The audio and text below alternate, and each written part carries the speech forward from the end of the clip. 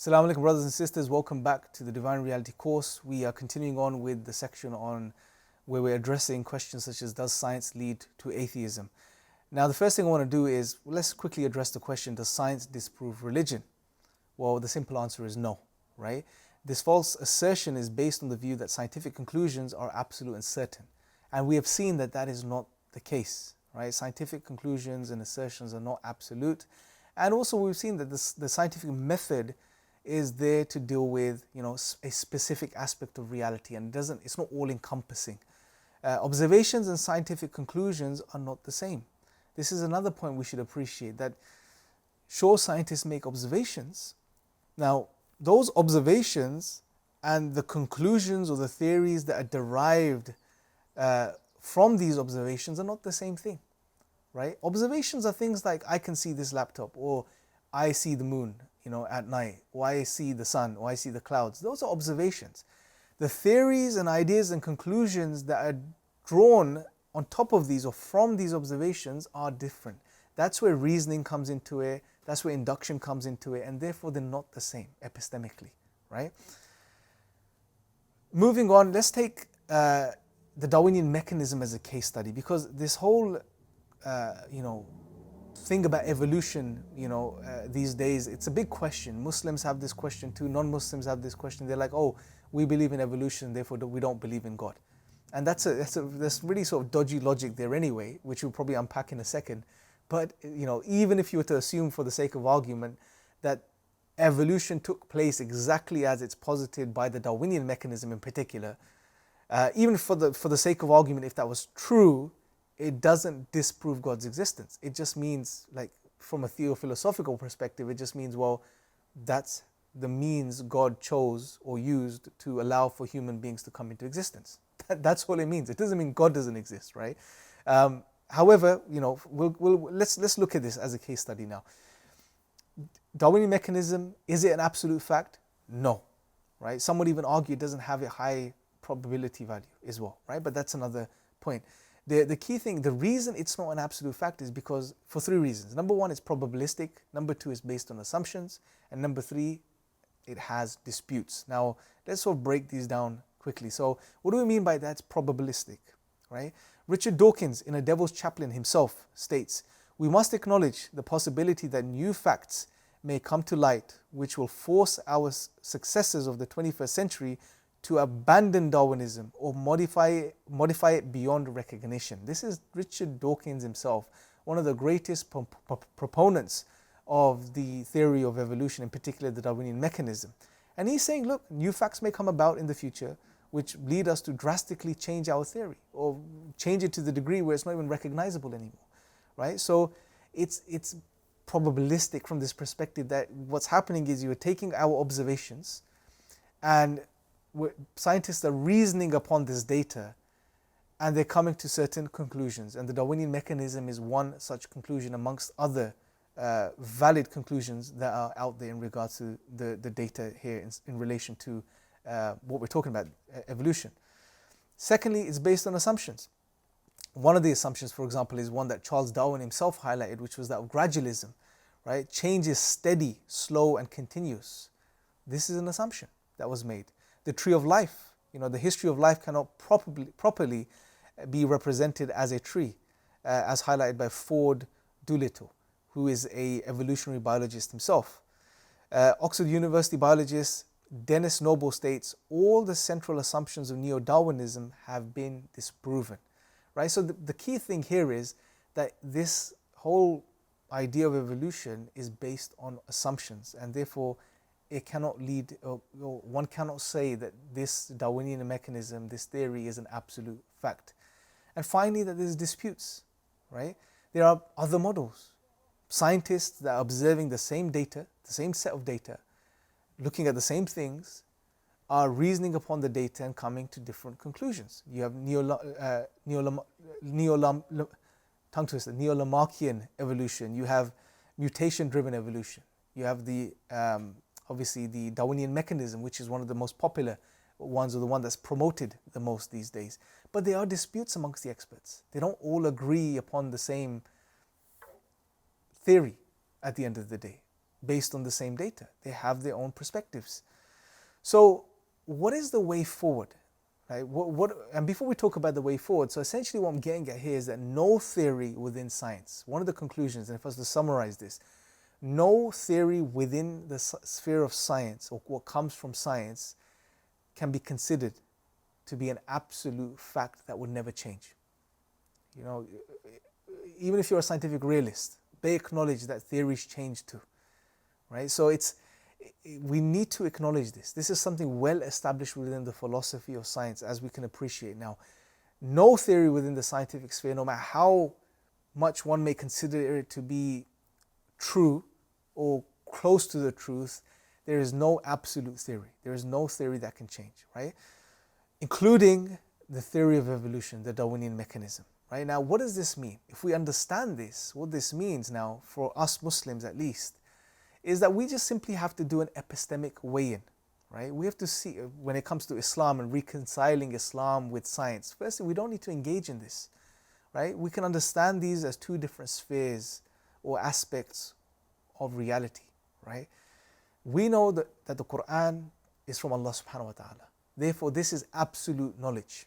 And again, there will be forthcoming courses on this, brothers and sisters, which really, I believe after Ramadan, inshallah, which really highlight why the Quran is absolute and why we should take it as absolute knowledge, inshallah, and how we can prove that it's from God, the creator of everything that exists, the all-knowing creator. So the Quran is absolute knowledge, right? The scientific sphere, scientific knowledge, is knowledge which is not absolute. So on an epistemic scale, it's like this.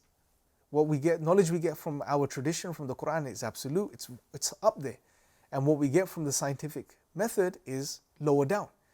And therefore, whenever there is something that doesn't match up between our tradition and what science is suggesting or positing, we shouldn't see it as an immediate contradiction, right? Because what science is suggesting, and if whatever they are suggesting goes against our tradition, well, we have to remember that it's not absolute and therefore it can change, right? So there's no contradiction here, there's no problem here, right? So that's how we should see this and understand this, even when it comes to the theory of evolution itself.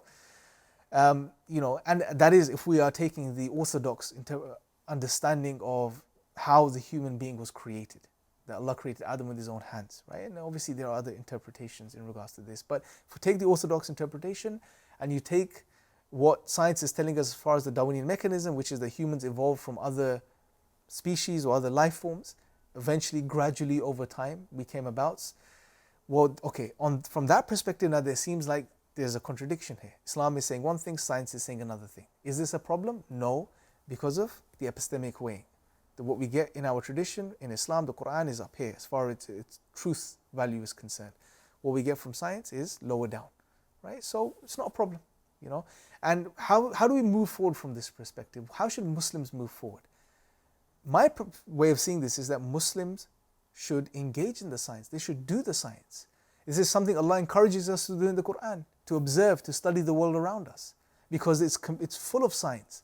You know, we know that science can lead to some absolute, to havoc in some ways, but also science can lead to, you know, certain technologies and developments which can help human beings, treat human beings, you know, to make their life better.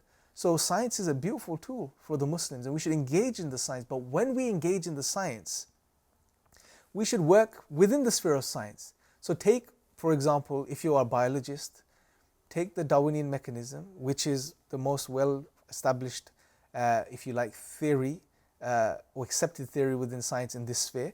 Take it as a working model. And that's the key here. Take it as a working model. And that doesn't mean you have to believe it's absolutely true, right? And we shouldn't, because if we understand the philosophy of science and how science works, take it as a working model. And if it leads to new developments and so on and so forth, which we know science, it happens in science, as we covered, that you can have certain beliefs or ideas or theories within science which are false, which lead to other true outcomes or new discoveries. That has happened in science, it will continue to happen. Therefore, take the Darwinian mechanism as a working model, work with it when you're doing the science, but you don't have to take it within your creed, right? You don't have to take it and make it a religious issue. Absolutely no. Because again, go back to the epistemic way.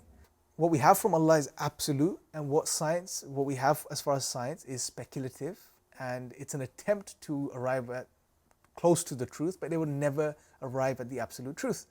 So as a scientist, use the theories of science as working models, continue to progress in the science, continue to adhere to the methodological naturalism that's employed within science. If it's working, keep doing that, because inshallah with the intention of developing and finding and discovering new things which can help humanity.